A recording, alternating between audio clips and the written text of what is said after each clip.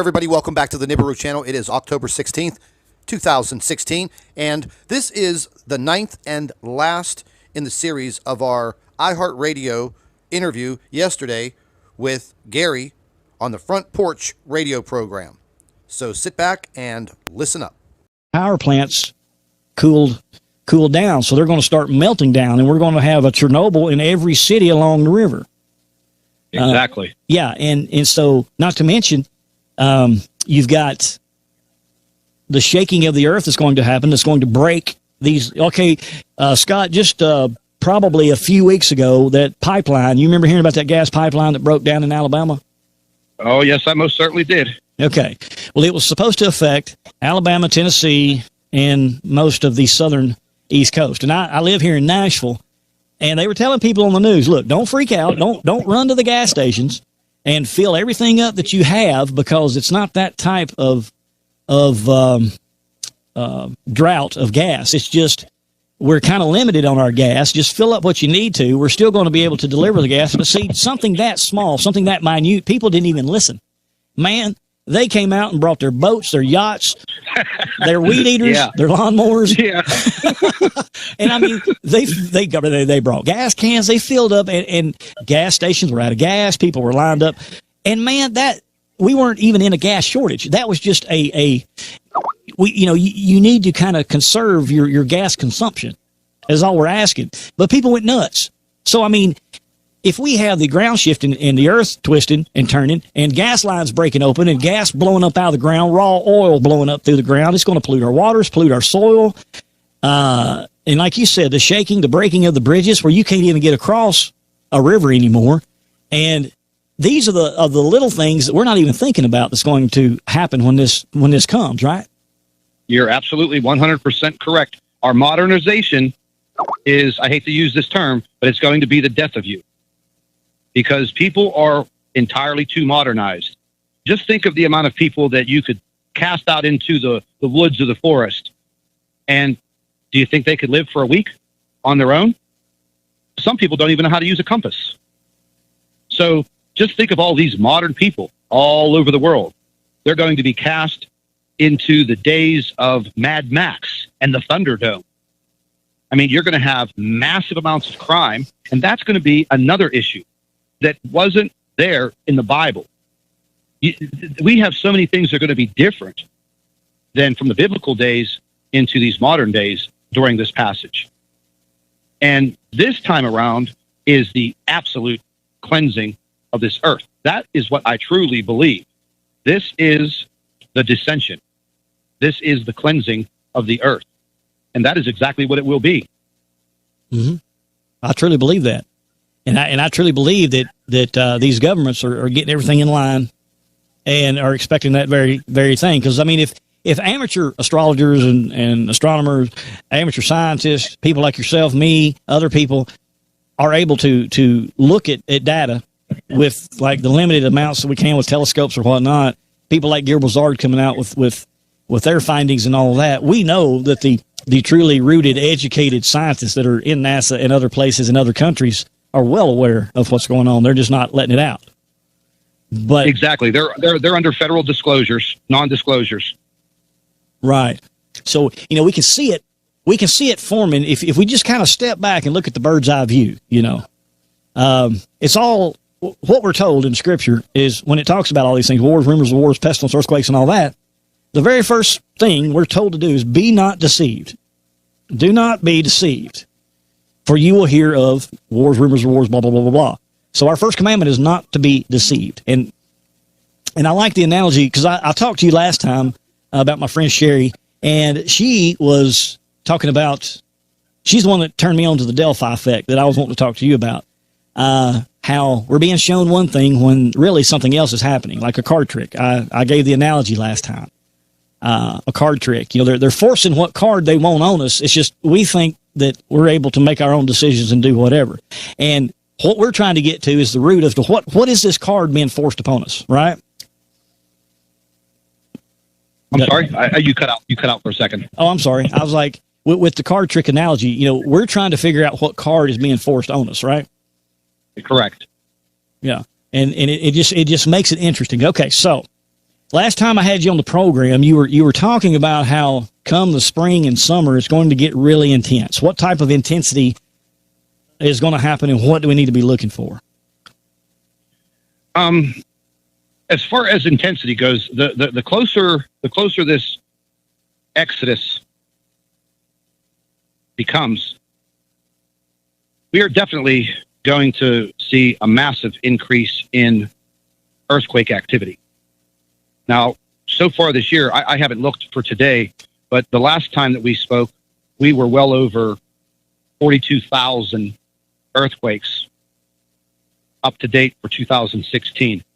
Wow. With all of the activity that's gone on since I spoke with you last, plus with what happened on the west coast of the United States with all of the earthquake activity, will probably be 50,000. And then, you have these debunkers. And I just want to add this in there because this is very, very important. You have these debunkers that say, oh, we have earthquakes all the time. That's nothing new. Man, give me a break. That's nothing new. Since when is 50,000 earthquakes on this globe nothing new in a 9 to 10 month period? Mm-hmm. Get out of here. You're crazy. I mean, that really makes me mad. And I've had a few debunkers come after me over the last couple of days. One from the United States and one from New Zealand. And they were trying to debunk one of my videos. And this is what they do. And they were so-called amateur astronomers. And here's the problem with amateur astronomers. If they're very, very educated and scientific, they rely strictly on data. And I mean numbers. If their numbers and their mathematics and their spreadsheets and their computerized models don't add up, they don't believe it. Well, guess what? Your beliefs and your mathematics and your models are going to get you killed. If this goes down, your education, your training in mathematics is not going to save your life. Your little telescope that you have peering up into space is not going to save your life. Being prepared. And like I always say, knowledge is power. And right now, the knowledge of mathematics is not going to save your life. What we're talking about here today, listening to your show, could possibly save your life. Because you're not going to look back on a math class that you had in college, and that's not going to save your life. But listening to your show and listening to me, something may strike a chord in this emergency situation, and that will save your life. And these debunkers are coming out hot and heavy over the last 45 days. I am documenting it because they are crushing my YouTube channel. They literally have assigned people in the comment sections of my videos that are there 24 hours a day, 7 days a week, spewing their putrid hatred and disinformation. If you don't believe me, go to my YouTube channel, go to one of my videos, start watching the video, move down to the comment section, and spend 2 or 3 hours in that one comment section. Pay attention to the names that they use. They're fake names, no pictures, and they sit. Wow, I tell you, it's we're heading into some trying times, and I think in all reality, it's like any other battle, any other war. We're going to have our casualties. Some will live, some will die. But in the end, I think the new world, and I'm not talking about the new world order. I'm talking about the new world that will come about after this is all said and done. And I think humanity will join in a brother and sisterhood, and it will be a new, refreshing life without the elite.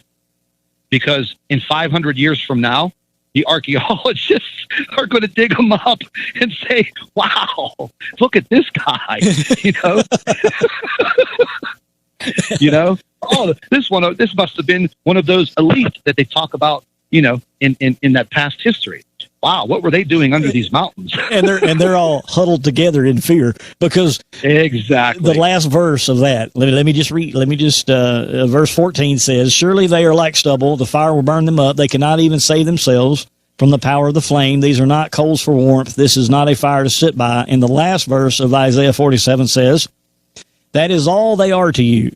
These you have dealt with and labored with since childhood. All of them go on in their error. There is not one that can save you." So there you go. I mean, these people have been at it their whole lives, trying to debunk this and debunk that and scientifically formulate that it's this, when we know that it's the hand of God working here. And like you said, I mean, man, you're trying to get out there. Okay, people, this is his channel on YouTube is Nibiru Planet X 2016. And he's trying to share with you the truth as we get it. I mean, this is all new to all of us, And there's people here that are dedicated and passionate like myself with the scripture, people like Scott with what's coming in the atmosphere. And we are trying to do our best to give you the most pertinent information at the time. And this last verse just says it all, that we have labored with these people since childhood, and all of them go on in their error, and there is not one that can save you. So these people that get on here on like Scott's channel and try to debunk what he's talking about with all these formulas and these theories and whatnot, God just told you they go in their own error. There is not one that can save you.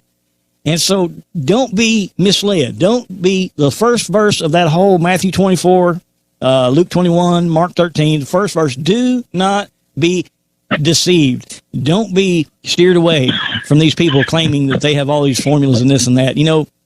Again, Scott, I mean, I ask you, are you some kind of degree-bearing philosopher, doctorate, PhD, and have all of these awards and all these things given to you? Or are you just kind of a common guy that's got a little knowledge trying to help people? Well, I mean, I am educated. I mean, I do have a couple of degrees from college, but they are not in astrophysics, physics, astronomy, and I am not a scientist. I'm not an astronomer, but I am one hell of an investigator. I mean, I spent 22 years as a advertising and marketing executive. I worked for, I think, the largest international advertising agency in the world, Innovative Marketing Group. And I've been all over the world. I know how to talk to people. I know how to create a response. And, these debunkers get on there and they say, "Oh, we know all about your past. You're a salesman." I'm not a salesman. I am not a salesman at all. Because do I ask for donations? Am I selling T-shirts and hats on my YouTube channel? No, I am not. Do I need the money from the advertising that goes on your YouTube channel? No, I do not. But what they don't understand is the way that YouTube works.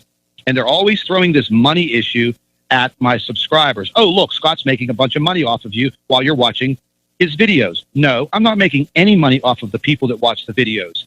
Outside advertisers pay for the advertising to be on these videos because Google is a large marketing and advertising company before they are a search engine.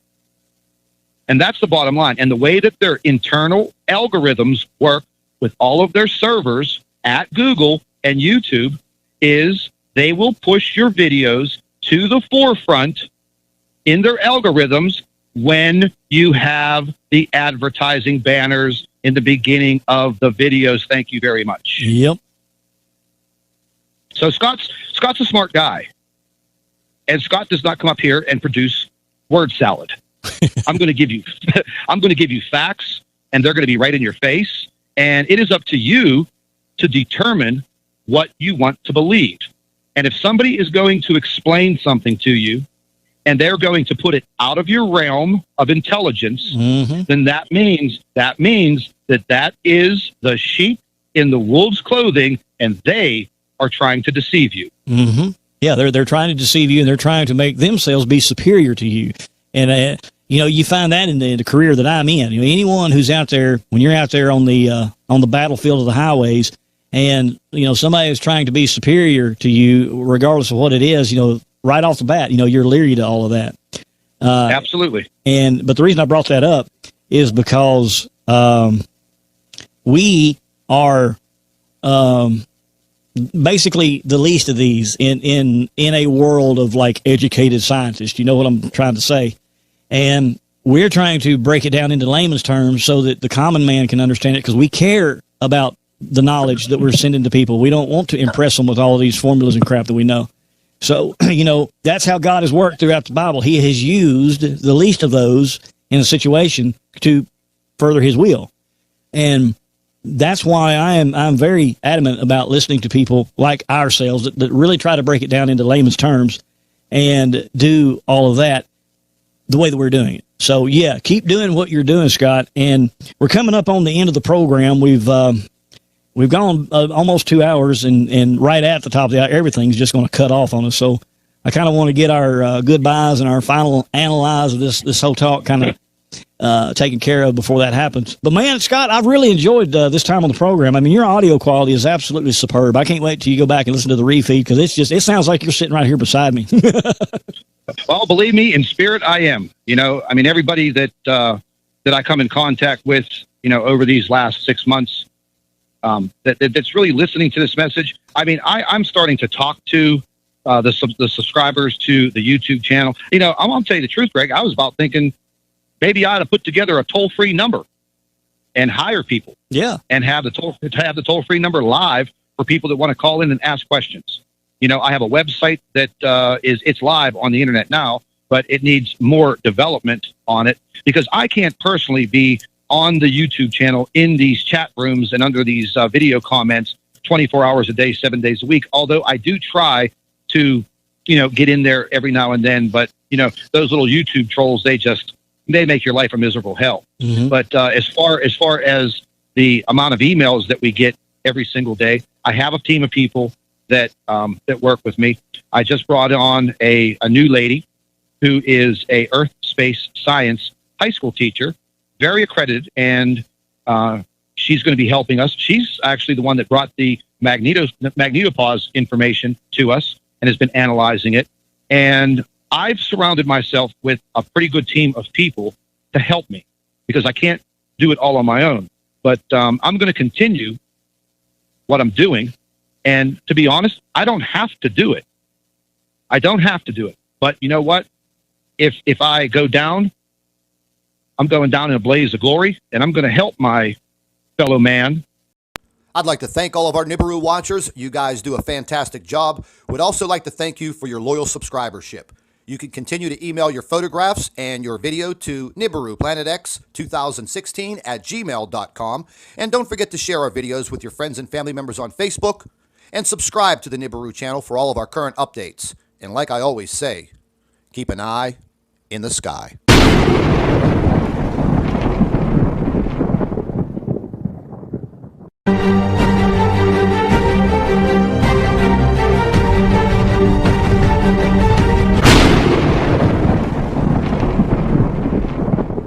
Hello, everybody. Welcome back to the Nibiru channel. It is October 16th, 2016, and this is the 9th and last in the series of our iHeartRadio interview yesterday with Gary on the Front Porch radio program. So sit back and listen up. Power plants cooled down, so they're going to start melting down, and we're going to have a Chernobyl in every city along the river. Exactly. Yeah, and so not to mention, you've got the shaking of the earth that's going to happen. That's going to break these. Okay, Scott, just probably a few weeks ago, that pipeline, you remember hearing about that gas pipeline that broke down in Alabama? Oh, yes, I most certainly did. Okay. Well, it was supposed to affect Alabama, Tennessee, and most of the southern East Coast. And I live here in Nashville, and they were telling people on the news, look, don't freak out. Don't run to the gas stations and fill everything up that you have, because it's not that type of drought of gas. It's just we're kind of limited on our gas. Just fill up what you need to. We're still going to be able to deliver the gas. But see, something that small, something that minute, people didn't even listen. Man, they came out and brought their boats, their yachts, their weed eaters, their lawnmowers. Yeah. And I mean, they brought gas cans. They filled up, and gas stations were out of gas. People were lined up. And man, that we weren't even in a gas shortage. That was just you need to kind of conserve your gas consumption. Is all we're asking. But people went nuts. So, I mean, if we have the ground shifting and the earth twisting and turning and gas lines breaking open and gas blowing up out of the ground, raw oil blowing up through the ground, it's going to pollute our waters, pollute our soil. And like you said, the shaking, the breaking of the bridges where you can't even get across a river anymore. And these are the little things that we're not even thinking about that's going to happen when this comes, right? You're absolutely 100% correct. Our modernization is, I hate to use this term, but it's going to be the death of you because people are entirely too modernized. Just think of the amount of people that you could cast out into the woods or the forest. And do you think they could live for a week on their own? Some people don't even know how to use a compass. So just think of all these modern people all over the world. They're going